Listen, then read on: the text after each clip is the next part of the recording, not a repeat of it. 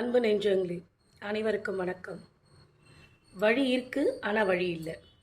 என்னம்மா இது அப்படின்றீங்களா?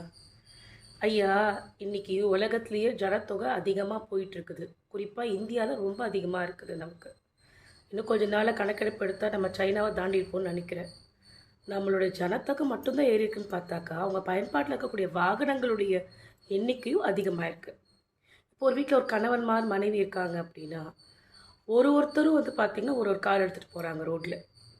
கணவர் தனியாக போகிறாரு, மனைவி தனியாக போகிறாங்க, பையன் தனியாக ஒரு காரில் போகிறான். இத்தனை வண்டி பார்க் பண்ணுறதுக்கு இடம் வேணும், அடுத்து இத்தனை வண்டி ரோட்டில் போகிறதுக்கு ரோட்டில் இடம் வேணும். இதெல்லாம் பத்தாதுன்னு நடக்கிற ஜனங்க எங்கே நடப்பாங்க? முன்னாடிலாம் பெடஸ்டேரியன் ஒன்று இருக்கும், அதில் கடைங்களை போட்டுக்கிறாங்க. தள்ளு வண்டி கடை வச்சுக்கிறவங்க வச்சுக்கிறாங்க, கடைங்க போடுங்க. அப்போ நடப்பாதையில் நடப்பாதை இல்லாமல், வழி இல்லாமல், வேறு வழி இல்லாமல் வாகனமும் ஒரே ரோட்டில் தான் போகுது, மனுஷனும் ஒரே ரோட்டில் தான் போகிறான். இதில் நம்ம நடந்து போனோன்னா அந்த 2 வீலர் காரனும் 4 வீலர் காரனும் நம்ம முறைக்கிறதும் என்னம்மா அப்படின்னு பார்க்குறதும். உன் அர்ஜென்ட்டுக்கு நீ வண்டியில் போகிற, வழி இல்லாத நாங்கள் அந்த வழியில் தானே நடந்து போக முடியும். வழியே இல்லைன்னா எப்படி அவன் 2 காலை வச்சுட்டு நடந்து போவான்? உங்கள் தலைமலை ஏரியா நடந்து போக முடியும்? கொஞ்சம் கூட யாரும் சிந்திக்கிறதே கிடையாது. இதெல்லாம் பப்ளிக் டிரான்ஸ்போர்ட் விட்டுருக்காங்க, அதை பயன்படுத்துவோம் அப்படின்றது பார்த்திங்கன்னா அதுலேயும் கும்பல் இருக்குது.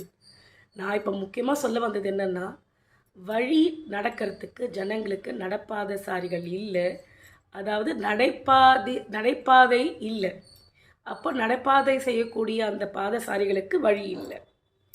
ஆக மக்களே, நம்மளோட நிலைமை இன்னும் கொஞ்ச நாளில் போனாக்கா இன்னும் மோசமாகிடும்னு நினைக்கிறேன்.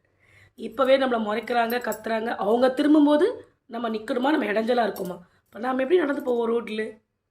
வழியே இல்லை. இதுக்கு அரசாங்கம் ஒரு முடிவு எடுத்தே ஆகணும். ரோட்டில் 2 பக்கமும் ஒரு அடியாவது ஒரு கம்பி கட்டி ஃபுல்லாக வழி விட்டாக்கா ஜனங்க நடந்து போகிறதுக்கு வாட்டமாக இருக்கும். இது அரசாங்க காது கெட்டுச்சுன்னா ரொம்ப நல்லது. எல்லாருக்குமே சௌகரியம் இனி வரும் காலங்களில். ஏன்னா சைக்கிள் ஓட்டுறவங்க நிலைமை இன்னும் ரொம்ப மோசம். எல்லா இடங்கள்லையும் வாகனங்கள் தான் பார்த்திங்கனாக்கா இடத்த ஆக்கிரமிச்சுக்கிட்டு இருக்கு. அப்போ நடப்பாதை நடக்கிறவங்க ரோட்டில் பாருங்கள், 3/4 வண்டிங்க நிற்குது, ரோடே தெரியாத அளவுக்கு.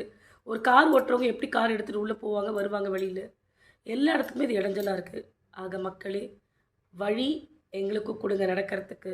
அரசாங்கமும் வழிக்கு ஏதாவது ஒரு வழி பண்ணட்டும். நன்றி, வணக்கம்.